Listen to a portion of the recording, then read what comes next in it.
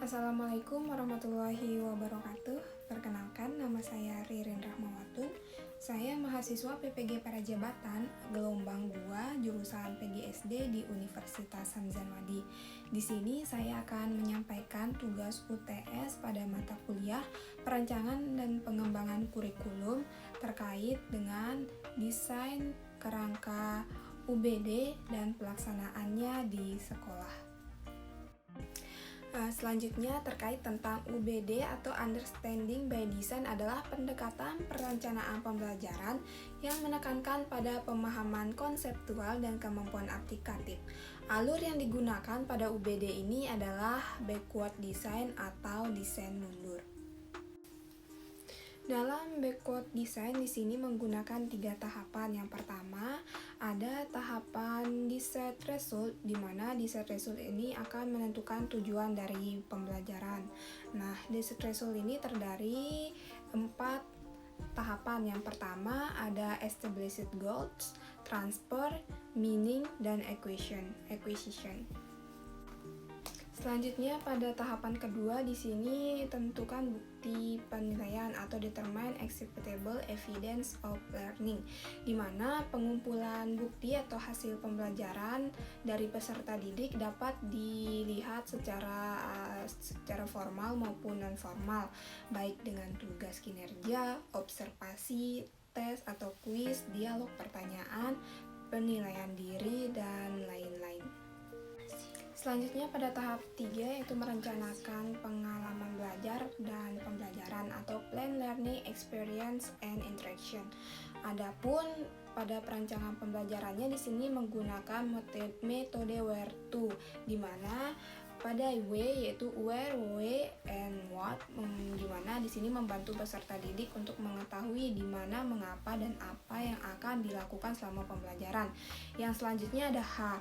H itu adalah hook and hold, di mana bagaimana mengaitkan dan mempertahankan perhatian peserta didik pada saat belajar. Yang selanjutnya ada A. Equip, experience, and explore, di mana di sini akan membekali peserta didik dan memberikan pengalaman terhadap ide-ide besar dan menelusurinya. Selanjutnya di sini ada R. Rating and revise, di mana peserta didik diberikan kesempatan untuk memikirkan kembali rating dan merevisi pekerjaan mereka. Nah, selanjutnya di sini ada evaluate, yaitu mengizinkan peserta untuk mengevaluasi pekerjaan mereka dan refleksinya pada pembelajaran. Yang selanjutnya ada T, tailored, di mana di sini akan disesuaikan dengan kebutuhan, minat, dan gaya belajar dari peserta didik.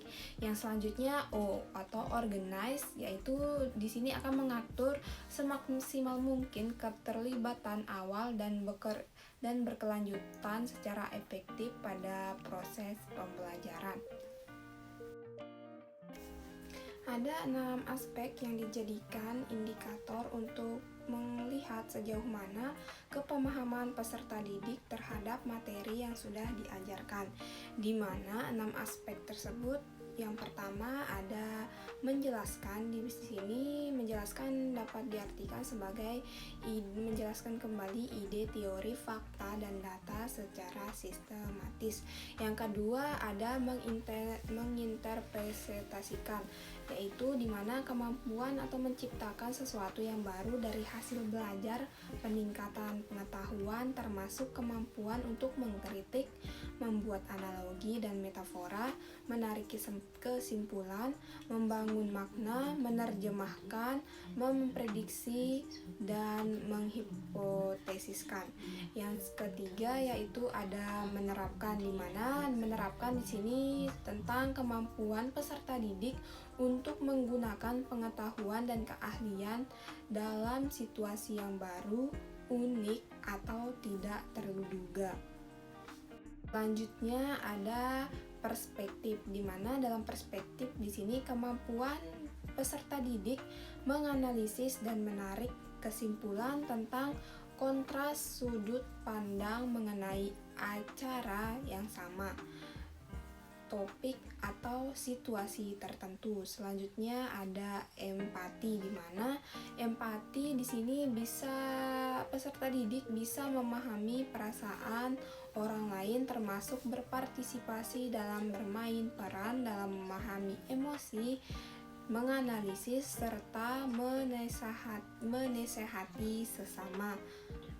Selanjutnya ada penilaian diri, di mana dalam penilaian diri ini peserta didik dapat memeriksa diri sendiri dengan cara melakukan atau mengevaluasi diri sendiri.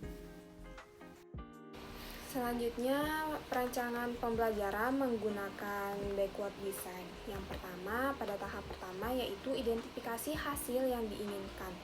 Yang pertama, di sini kita guru harus menentukan dulu tujuan pembelajarannya, di mana di sini saya menggunakan tujuan pembelajaran pada materi IPA, yang mana tujuannya adalah melalui pengamatan gambar, siswa dapat menganalisis hubungan berbagai jenis kegiatan ekonomi.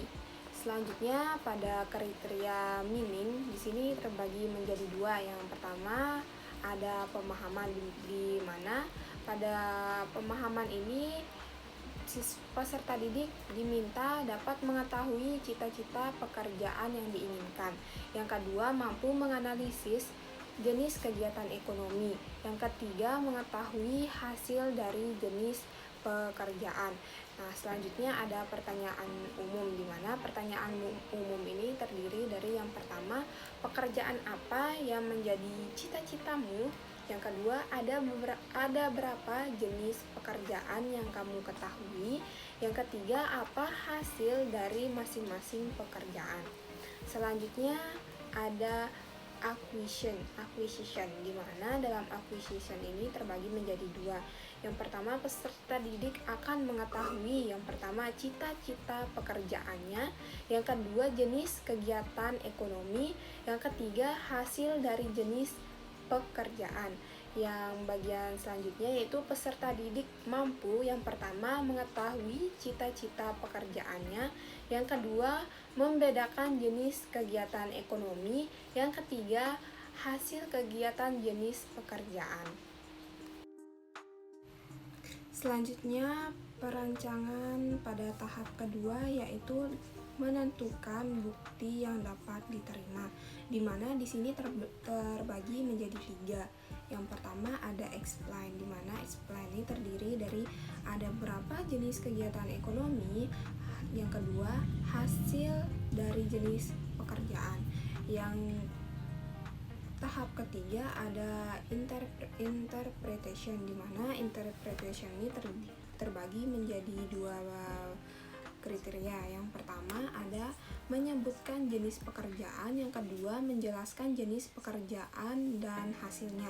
Yang ketiga ada apply, di mana apply ini terdiri yang pertama bermain peran terkait jenis pekerjaannya, yang kedua menjawab soal tentang jenis kegiatan ekonomi, yang ketiga diskusi kelompok.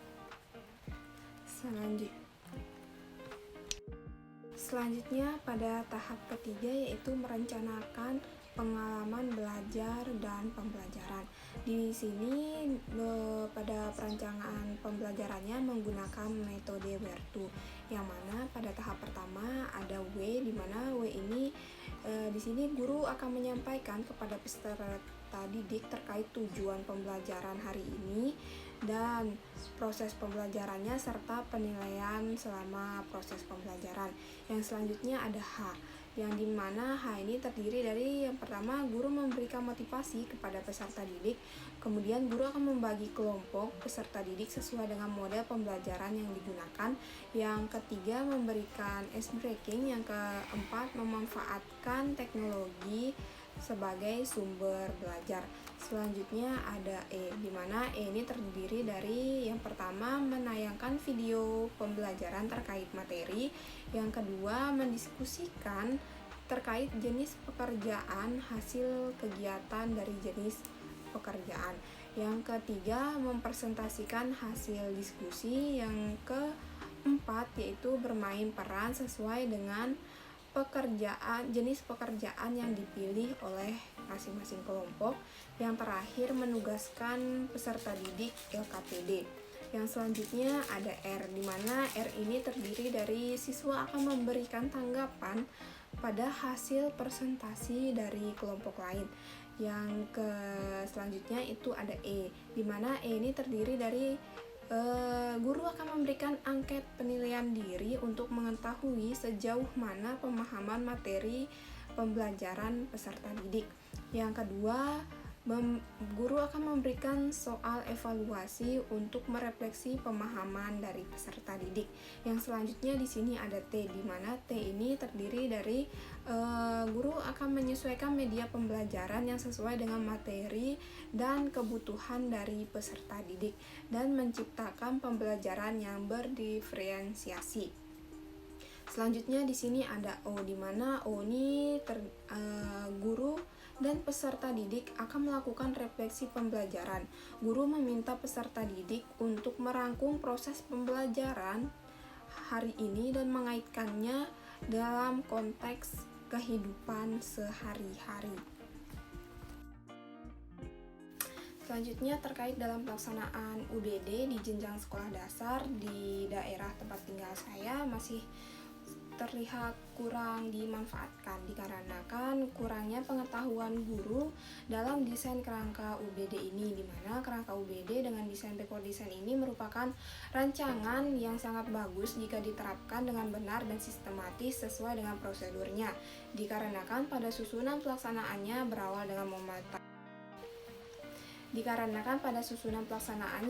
dengan memetakan tujuan pembelajaran, menentukan penilaian apa saja yang akan dilakukan, dan yang terakhir baru pada perancangan proses pembelajaran, sehingga pada proses akhirnya guru tidak akan merasa kesulitan dalam menentukan penilaian yang sesuai karena sebelumnya sudah direncanakan terlebih dahulu.